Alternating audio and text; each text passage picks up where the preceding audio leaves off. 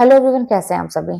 जानते हैं, जब मुझसे ऐसे लोग जो बहुत पहले मिले थे और अब मुझसे मिलते हैं तो मेरे अंदर बहुत सारा बदलाव देखते हैं। यहाँ पे नेचर की बात मैं कर रही हूँ, वैसे तो शारीरिक बनावट बदलती ही है, हर इंसान बदलता है, लेकिन यहाँ पे नेचर की मैं बात कर रही हूँ कि मैं पहले से बहुत ज्यादा जो मेरे स्वभाव में बदलाव दिखता है, तो वो लोग जैसे मेरी कोई फ्रेंड है, ग्रेजुएशन में मुझसे मिली थी या उस टाइम की है, तो अब देखती है तो यार तुम तो ऐसी नहीं थी, अब इस तरह से कैसे तुम इतना सारा कैसे तुम मैनेज कर लेती हो, अकेले कैसे। तो पहले तो तुम किसी के साथ मतलब बिना अपने फ्रेंड के साथ मैं कहीं निकलती नहीं थी, बिना किसी को लिए कहीं जाती नहीं थी, अब अकेले सारा काम कैसे, अकेले तुमको पता कैसे चलता है कि ये चीजें चल रही हैं। ऐसा भी करना चाहिए, जैसे यूट्यूब की जर्नी में जैसे शुरू किया मैंने बनाना, तो ये तुम्हारे अंदर हिम्मत कैसे आती है कि लोगों के सामने अपनी बात रखना, या इतने दूर तुम पढ़ाने जाती हो जॉब के लिए, तो इतना दूर स्कूटी से चली जाती हो, फिर फोर व्हीलर अगर तुमने नया खरीदा तो इतनी दूर भी तुम चली जाती हो चला के, कैसे हिम्मत आती है। और भी बाकी काम के लिए कैसे, अकेले कैसे। और तुम्हें अब डर नहीं लगता किसी से, पहले तो तुम बोलते समय भी किसी से डरती थी, एक शब्द बोल के मैं चुप हो जाती थी, मतलब ये सही बात है कि मैं पहले बोल के चुप हो जाती थी कि मैं कुछ गलत तो नहीं बोल रही, और बहुत डर लगता था बड़े लोगों के सामने, जैसे प्रिंसिपल से मिलना हुआ या किसी टीचर से कोई बात करनी हुई तो मैं जाती ही नहीं थी, मेरे हाथ पांव पहले से कांपते थे कि कहीं मुझे डांट न पड़ जाए। ऐसे ही जो कि मैं अच्छी स्टूडेंट थी, और स्टेज पर मुझे प्रोग्राम करने का हमेशा से मतलब एक इच्छा रहती थी, मैं करती ही थी मैं हमेशा। ये जब से मैंने होश संभाला तब से मैं स्टेज प्रोग्राम करती रहती हूँ स्कूल में, लेकिन उसके पहले हाथ पांव एकदम फूल जाते थे। तो वो तो हो गया, धीरे धीरे करते करते वहां पर भी तो आदत मतलब वो खत्म हो गई, लेकिन माइक में बोलना जो कहा जाता है वो कभी नहीं हुआ, बहुत डर लगा था। लेकिन आज मैं आप लोगों के सामने, कैमरे के सामने या किसी के सामने बिल्कुल भी, बल्कि मैं ऐसे नहीं बोल पाऊंगी, ऐसे मैं काम नहीं कर पाऊंगी, लेकिन अब मुझे स्टेज अगर मिल जाए या माइक मिल जाए, कैमरा मिल जाए, तो मेरे अलग से एक्सप्रेशन अपने आप आ जाते हैं, बाकी चीजें अपने आप आ जाती है, मुझे खुद नहीं पता चलता है कि मैं भूल जाती हूँ, मुझे ये एकदम भूल जाता है कि सामने कौन है कौन नहीं है, कौन मुझे देख रहा है, क्या सोचे, कुछ नहीं, मैं एकदम अपनी दुनिया में हो जाती हूँ, मुझे लगता है कि बस मैं हूँ और कोई नहीं है। ऐसा हो गया है।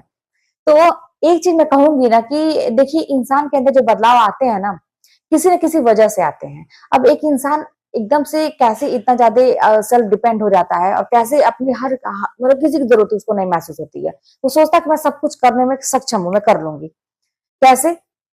जब उसको ना चारों तरफ से अकेला छोड़ दिया जाता है, एक तरह से मरने के लिए कि जाओ तुम भाड़ में जाओ, बोलते हैं ना। और उसके दुख तकलीफ को भी नहीं समझा जाता, उसकी भावनाओं को नहीं समझा जाता, वो किस परेशानी में गुजर रहा है, उसकी मेंटली मतलब उसका किस तरह से मेंटली प्रॉब्लम से वो गुजर रहा है, और क्या उसके दिमाग में चल रहा है, वो डिप्रेशन में है कि नहीं है, मतलब क्या वो गलत कदम ना उठा ले, कोई नहीं समझता है। और वो ऐसा इंसान है जो किसी से खुल के कुछ कह नहीं सकता, अपने माँ बाप से नहीं कह सकता, क्योंकि माँ बाप की चिंता है उसे कि बुढ़ापे में उसे तकलीफ नहीं देनी है। तो और अगला जो उसके साथ के हैं, भाई बहन जैसे हैं, बाकी रिश्तेदार हैं, न समझे उसकी भावनाओं को, हमेशा गलत ही समझे, वो कोई भी कदम उठाए तो उसको गलत ही समझे, मतलब छोड़ दिया जाता है एक तरह से कि तुम जियो मरो जो करो, छोड़ो तुम भावनाओं से कोई मतलब नहीं है। तो जब और इस सिचुएशन में वो इंसान अपनी इन सब प्रॉब्लम से लड़ के जब फिर से उठ के खड़ा होता है ना, तो फिर वो, मुझे लगता है कि मैं तो बहुत छोटी हूँ इस सब मामलों में, बहुत इतना ज्यादा मैं पावरफुल नहीं हो गई हूँ, लेकिन मजबूत तो हो गई हूँ पहले से। लेकिन मैंने बहुत सारे लोगों को इससे भी मजबूती से खड़े होते देखा है कि उनका एक शब्द भी बहुत भारी पड़ता है, आदमी एक शब्द से कांपता है, उनके सामने बोलने में, खड़े होने में कांपता है।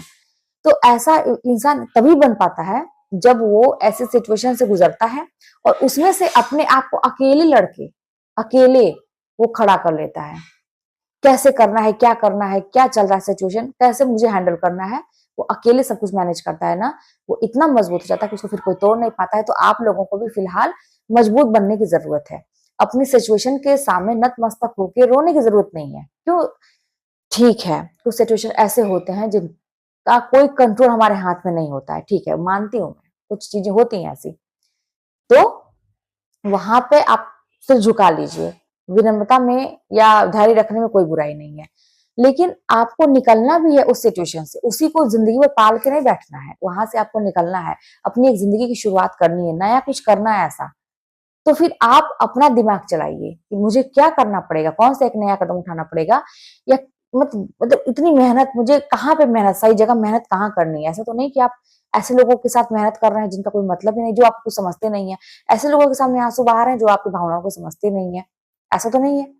तो ये सारी चीज़ें अगर आप कर लिए, तो फिर ज़िंदगी में कभी भी कैसी भी सिचुएशन हो जाएगी ना, आएगी, कोई भी आपको हरा नहीं सकता है। आप हमेशा मजबूती के साथ खड़े होंगे।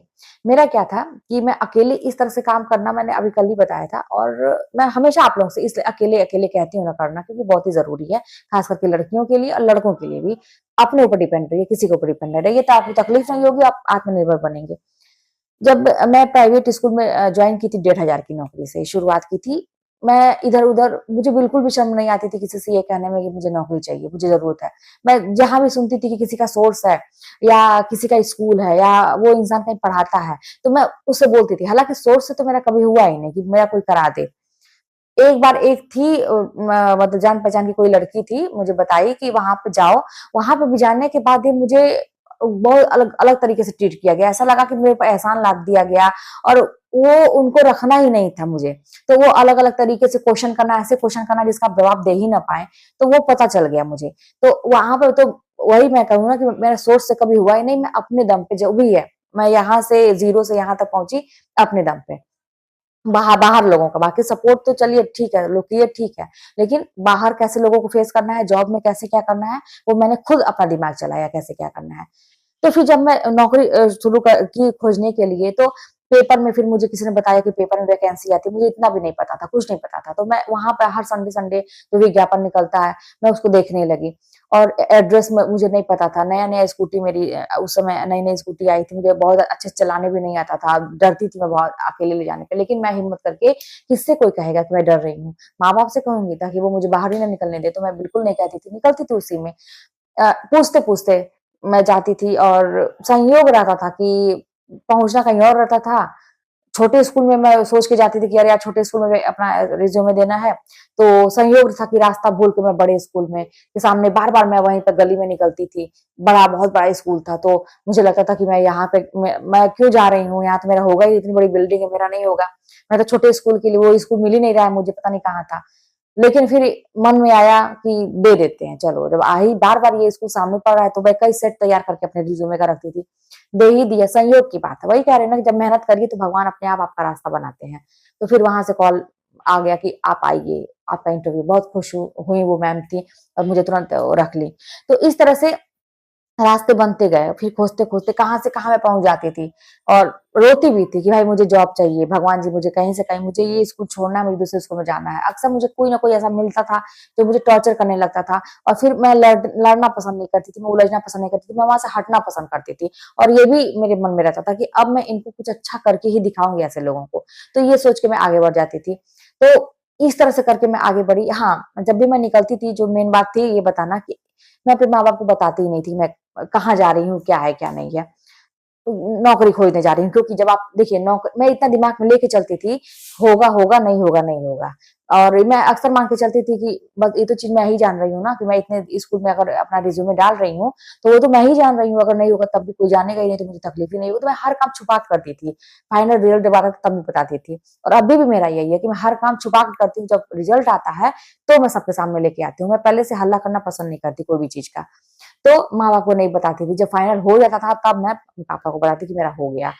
जब मेरा सेंट जोसेफ में था, तो अब यहाँ पे मजबूरी थी, यहाँ भी मैंने बताया नहीं था कि पापा मैं इतना दूर गई थी अपना देने के लिए, तो लेकिन वहाँ से बात ये थी कि जो नंबर मैंने अपने पापा का ही दिया हुआ था, तो वो जो फ़ोन किया वहाँ से, तो पापा को पहले ही पता चल गया कि इनका इंटरव्यू है, ये है, वो है। अब जानते हैं इससे क्या होता है कि मेरी मम्मी बहुत भगवान को मनाने लगती है कि भगवान जी इसका हो जाए, हो जाए। मुझे ये डर लगता है कि अगर मेरा नहीं हुआ तो मैं तो अपने आप को सँभाल लूँगी, लेकिन मेरी मम्मी को समझाना बड़ा मुश्किल है। वो बहुत वो करती है, पछतावा करती है, मेरे लिए बहुत चिंता करती है, तो मैं नहीं बताती थी। लेकिन यहाँ बताई, और ऐसा हुआ कि कॉल लेटर का भी आया पापा के पास फ़ोन कि आके ले लें, इंटरव्यू का भी आया, और उसके बाद से ये भी आया फ़ोन कि उनका हो गया है, इतनी तारीख को जॉइनिंग लेटर ले लें। तो बड़ा अच्छा लगा कि भैया मेरे मुँह के कहते हैं ना लाली रह गई कि मेरे पापा के पास अगर फ़ोन भी आया तो अच्छा ही आया। तो बड़ा मैं सोच के चलती हूँ इमोशनली भी, और फिर मैं इस तरह से मजबूत बन गई, और अभी भी मैं कोई भी काम करती हूँ तो पहले नहीं बाद में बताना पसंद करती हूँ। तो जब इस तरह से आप सिचुएशन से गुजरते हैं तो बहुत मजबूत हो जाते हैं। अपने आप को मजबूत करना बहुत ही ज़रूरी है।